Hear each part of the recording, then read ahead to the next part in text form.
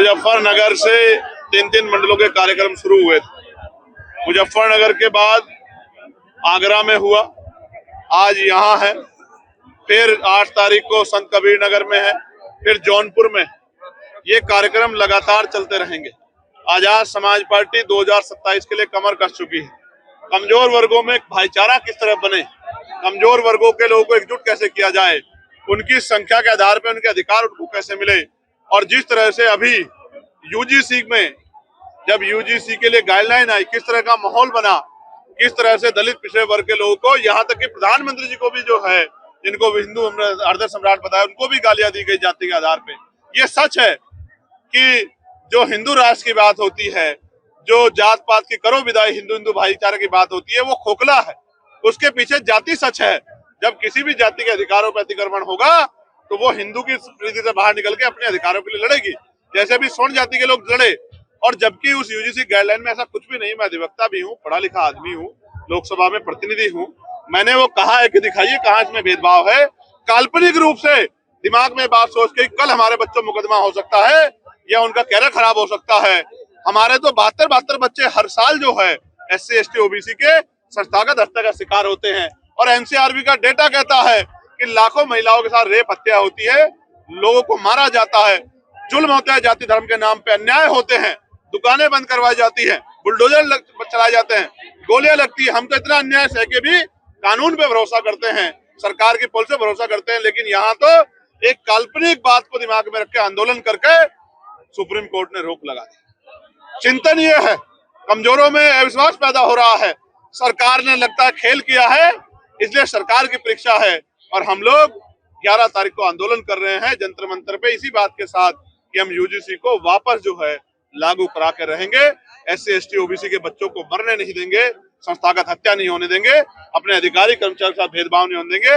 और जो बाकी जो है सेक्टर, उन सब में भी यूजीसी की गाइडलाइन लागू हो, वो भी इसकी परिधि में आए, चाहे वो IIT हो, IIM हो, चाहे वो एम्स हो, चाहे मेडिकल सेक्टर हो, चाहे कृषि के जो विश्वविद्यालय, उन सब जगह भी ये गाइडलाइन ला रही हो, क्योंकि इस देश में जाति सच है और जाति के आधार पर भेदभाव हो रहा है। खत्म हो गया, उनका काम खत्म हो गया। नहीं, आजाद समाज पार्टी जन सैलाब को आप देख रहे हो, ये जन सैलाब इस बात की गवाही दे रहा है कि आजाद समाज पार्टी के लोगों ने कमर कसी हुई है। हमने 2024 में 2 ही सीटों पे चुनाव लड़ा था बंधु।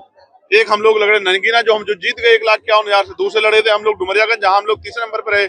अभी तो आप 2027 में और तीसरे पंचायत चुनाव में आजाद समाज पार्टी का प्रयास तो देखो, आपको एहसास होगा, क्योंकि मीडिया के लोग बड़ी बड़ी पार्टियों को संख्या के आधार पर काउंट करते हैं। आजाद समाज पार्टी को पहले भी आप काउंट नहीं करते थे, आज भी आप काउंट ना करो, लेकिन जनता बोल रही है कि आजाद समाज पार्टी बड़ी ताकत उत्तर प्रदेश में बनने जा रही है। इसी के डर से पंचायत चुनाव पीछे हटे लग रहे हैं। अखिलेश यादव पे आपकी कभी-कभी बात चलती थी कि गठबंधन होगा, लेकिन आज उनके हमारे कार्यक्रम पे बात करो ना, कहाँ को आप जरूरी बात। SIR में आज के लिए मैं आपको बहुत इंपॉर्टेंट खबर बताता हूँ। मेरी लोकसभा क्षेत्र नगीना के हमारे कार्यकर्ता बड़े सतर्क हैं। वहाँ एक सुरक्षित विधानसभा पड़ती है नेटोर से लगभग 30,000 आपत्तियों के फार्म चुपचाप रात को तहसीलदार के दफ्तर में आए। जब तहसीलदार साहब से पूछा गया तो उन्होंने कहा कि कल रात तक जब मैं ऑफिस बंद कर गया तब तक तो नहीं थे, तो फिर कहां से आ गए। सारे नाम, एक एक व्यक्ति के नाम से 100 फार्म एक एक बूथ पे आपत्ति के भरे गए। अभी तक उनमें नाम भी नहीं कि आपत्ति किसके खिलाफ है। ऐसा लगता है कि वो आपत्तियां बाद में जाति धर्म को देखकर भरी जाएंगी। और एक एक आदमी 100 फार्म, जिसको बुलाया गया, जिसका नंबर लिखा हुआ था, उसने कहा कि मैंने तो कोई फार्म ही नहीं भरा, ये तो मेरे सिग्नेचर नकली है। मैंने DM से बात की, मैंने SDM से बात की कि भाई ये अन्याय हम लोग नहीं सहेंगे।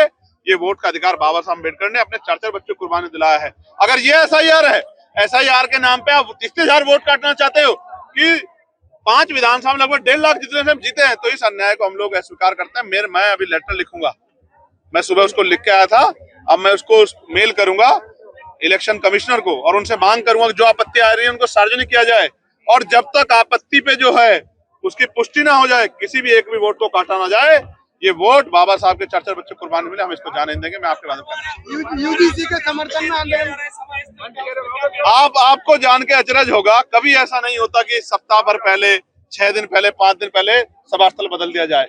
ये पूरा प्रयास लेके किया जाता कि आजाद समाज पार्टी की जो संख्या बल इकट्ठा हो रहा है वो कम हो जाए, लेकिन ये नहीं जानते कि बाबा साहब अम्बेडकर, फूले साहू, पेरियार और तमाम बहुजन महापुरुषों को मानने वाला एक कमजोर समाज जब जब अंगड़ाई लेता है तो बड़े बड़ों की कुर्सियां हिला देता है।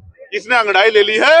आप मैदान 13 किलोमीटर दूर कर दो या 30 किलोमीटर या 1300 किलोमीटर दूर, ये वहीं पहुंच जाएगा जहां जाके इसको अपनी शक्ति दिखानी है। और नौजवानों का जो सैलाब है, आप जानते हो ना कि जब 2014 में बीजेपी कब आई, कैसे आई कि नौजवान खड़ा हो गया था। आज नौजवान आजाद समाज पार्टी के लिए खड़ा है। ये नौजवान आज घर जब निकलेगा, गली बस्तियों में जाएगा, घर घर जाके हमारी पॉलिसी को बताएगा, हमारे पार्टी के संघर्ष को बताएगा, महापुरुषों संघर्ष को बताएगा, तो ये इनकलाब पैदा करेगा और आजाद समाज पार्टी के प्रति जन समर्थन पैदा करेगा, जो वोट के रूप में शक्ति देगा। जिस तरह से देखो, मैं महिलाओं के खिलाफ नहीं हूँ, मेरी बात को सुनो, मैं महिलाओं के खिलाफ नहीं हूँ, मैं पैसा देने के खिलाफ नहीं हूँ, महिला सशक्तिकरण के खिलाफ नहीं हूँ, लेकिन चुनाव से पहले 10,000 रुपए, 4,000 रुपए, 6,000 रुपए देके जो वोट खरीदी जा रही है, ये लोकतंत्र की हत्या है। मैं SIR में भी इसलिए खिलाफ था और मैं इन पॉलिसियों के खिलाफ हूं। मैं कह रहा हूं सरकार 5 साल पॉलिसी बना के हजार क्या लाख रुपए गरीबों को, महिलाओं को, किसानों को, मजदूरों को दे, हम लोग उनका समर्थन करेंगे। लेकिन चुनाव के समय 2-3 महीने पहले देकर और इलेक्शन कमीशन की आंखों के सामने किस तरह वोट की लूट की जा रही है, ये किसी छिपा हुआ नहीं है। मैं स्पष्ट करना चाहता हूँ, ये वोट की चोरी बर्दाश्त नहीं की जाएगी। महंगाई में सोने और चांदी के दाम लगातार घट बढ़ रहे हैं। ये पूंजीपतियों का और सरकार का नेक्सस है, इस वजह से बढ़ रहे हैं और इसी वजह से धड़ाम से गिर भी गए और 8 लाख करोड़ रुपया जो है डूब गया शेयर मार्केट का।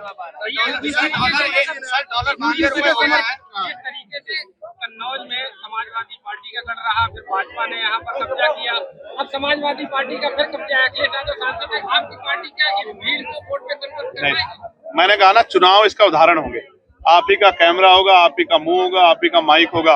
पंचायत चुनाव का रिजल्ट आ जाएगा, चुनाव अगर चुनाव से विधानसभा चुनाव से पहले होगे तो आप ही बोल के बता देना कि भीड़ है या मेरा परिवार है जो एक टांग पे खड़ा होके, लोग बुलाए से नहीं जाते, पैसा देने से नहीं जाते, मिठाई देते हैं, लोग गाड़ी देते हैं, शराब देते हैं, नोट देते हैं, तब नहीं जाते। यहाँ इसमें कोहरे में लोग जन सैलाब बन के उतरे हुए हैं, ये प्यार है इन लोगों का।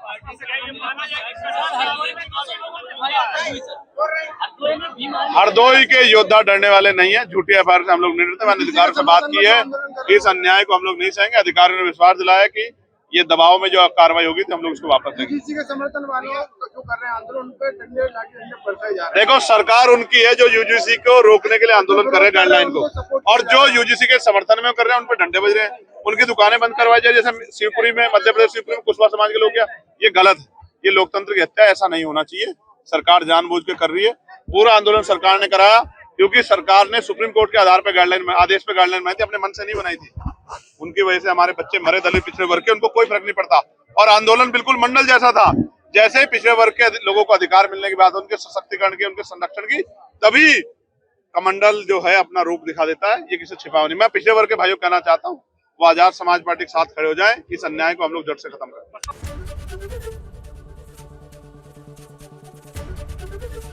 ABP गंगा, खबर आपकी, जुबान आपकी।